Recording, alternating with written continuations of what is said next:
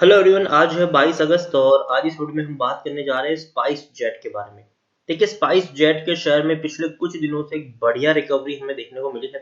54 rupees के आसपास ये शेयर अभी ट्रेड कर रहा है। फ्राइडे को 5% की एक बहुत बड़ी अपर सर्किट इसने लगाई हुई थी।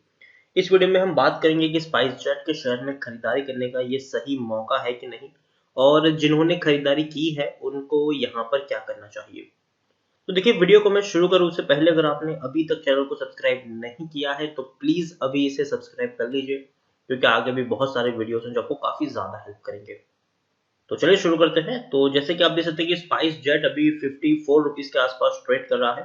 पिछले एक महीने की बात करें तो एक महीने में 13% की एक बहुत बड़ी रैली हमें देखने को मिली है। 45 रुपीज से शेयर सीधा कुछ ही दिनों में उछलकर आपको 54 रुपीज के आसपास ट्रेड करता हुआ देखने को मिल रहा है। पिछले एक साल की बात करें तो पिछले एक साल में 60% की गिरावट आई है।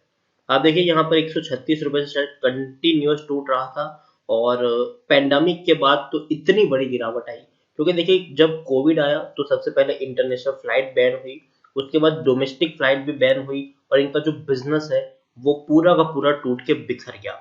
32 रुपए का लो बनाया, बाद में तेजी आई, फिर गिरावट आई, फिर तेजी आई, और फिर एक बहुत बड़ी हमें गिरावट देखने को मिली काफी लंबे अरसे तक, और अब फिर से शेयर एक तेजी की तरफ आगे बढ़ रहा है। अब इस तेजी का कितना भरोसा करना चाहिए उसके बारे में भी हम यहाँ पर बात करेंगे। लेकिन उससे पहले पिछले 3 साल की मैं बात करूं तो 3 साल में 59% की गिरावट है। 150 रुपए से शेयर टूट कर नीचे आया है।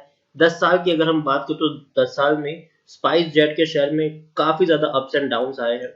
11 रुपए तक का लो भी बना था, बाद में एक रैली आई, गिरावट आई, तेजी आई, फिर एक बहुत बड़ी गिरावट आई, फिर एक बहुत बड़ी रैली आई, फिर एक बहुत बड़ी गिरावट आई। देखिए, एविएशन सेक्टर से जुड़ी हुई ये कंपनी है, और अगर मैं बात करूं स्पाइस जेट की तो अगेन एक बहुत ही बढ़िया और अच्छी कंपनी है। काफी अच्छा पैसा इस कंपनी ने कमा कर दिया भी है। लेकिन हमें यहाँ पर ये चीज भी समझनी होगी कि जिस तरीके का इनका बिजनेस है वो बिजनेस अभी के सिचुएशन में उतना सूटेबल नहीं है, क्योंकि इंटरनेशनल फ्लाइट ऑलरेडी बैन है, बहुत ही कम इंटरनेशनल फ्लाइट चल रही है, और डोमेस्टिक फ्लाइट भी बहुत कम चल रही है, और जो पैसेंजर है, जो लोग हैं, वो अभी भी फ्लाइट्स में कहीं पे भी घूमने नहीं जा रहे हैं। अभी भी टूरिज्म जब तक नहीं होगा तब तक इन कंपनियों की जो बिजनेस है वो भी उतना ज्यादा पिक नहीं करेगा। और अभी जिस तरीके से, जिस तेजी से अभी कोविड के केसेस बढ़ रहे हैं पूरे इंडिया में, उसको देखकर लगता है कि अभी भी वक्त लगेगा हमको रिकवर करने में। और ऐसे में जो सबसे बड़ा सवाल आता है जो एविएशन सेक्टर के ऊपर, वो ये है कि इनके पास कितना पैसा है, कितने लिक्विडिटी है।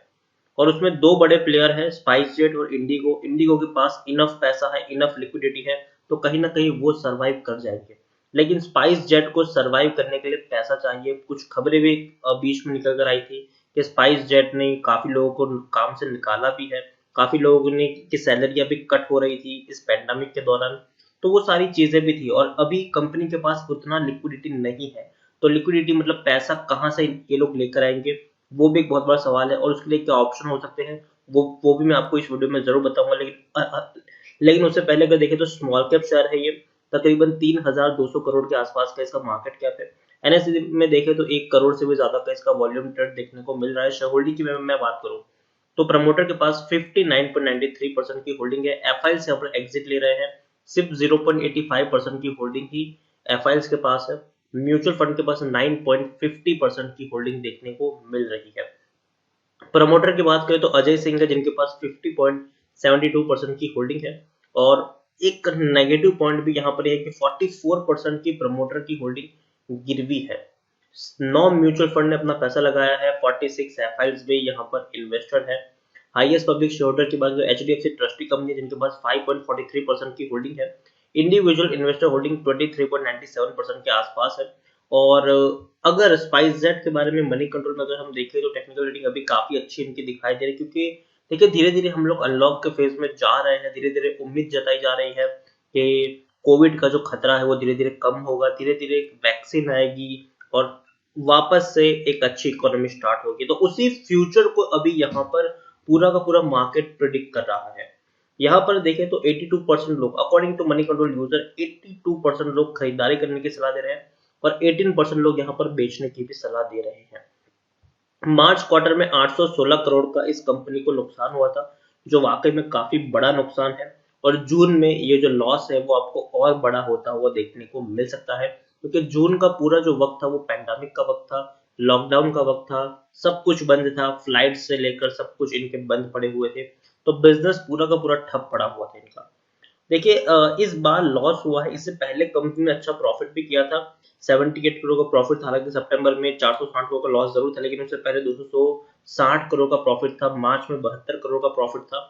तो कंपनी अच्छी है। अब कंपनी के पास पैसा कहाँ से आएगा, पहली चीज ये कि कंपनी पैसा कहाँ से लेकर आएगी। दोस्तों देखिए कई सारे ऑप्शन है, जिसमें एक जो अभी के सिचुएशन में काफी ट्रेंड में है, जो ऑप्शन पैसा इकट्ठा करने का, वो है इक्विटी इश्यू करना। और कहीं ना कहीं उसकी तरफ कंपनी सोच विचार कर सकती है आने वाले दिनों में। लेकिन शेयर होल्डिंग की मैं बात करूं तो प्रमोटर के पास 59.93% की होल्डिंग है, एफआईएस के पास भी होल्डिंग है, लेकिन एफआईएस अपनी होल्डिंग को कंटिन्यूसली गिरा रहे हैं। म्यूचुअल फंड ने अपनी होल्डिंग को बढ़ाया जरूर है ओवर द पीरियड। और एंड ऑफ द वीडियो में सिर्फ इतना कहना चाहूंगा कि स्पाइस जेट के पास ऑप्शन है अपना जो लिक्विडिटी है उसको बढ़ाने के लिए, कि कंपनी इक्विटी इश्यू कर सकती है ताकि एक अच्छा खासा कैश इनके पास आ जाए। लेकिन उसमें ये होगा कि जो ऑलरेडी जिन्होंने स्पाइस जेट के शेयर खरीदे हैं उनको वहां पर लॉस होगा, क्योंकि अगर ज्यादा इक्विटी मार्केट में आएगी तो कहीं ना कहीं जो शेयर की वैल्यू है वो यहाँ पर कम हो जाएगी। तो आने वाले दिनों में देखते हैं ये कंपनी किस तरीके से फंड रेज करेगी। और मुझे लगता है कि कहीं ना कहीं स्पाइस जेट के पैसों की दिक्कत बहुत ज्यादा है, और उससे जूझने के लिए कंपनी इक्विटी जरूर इश्यू कर सकती है आने वाले दिनों में। किस प्राइस पे इश्यू करेगी वो अब देखने वाली बात होगी।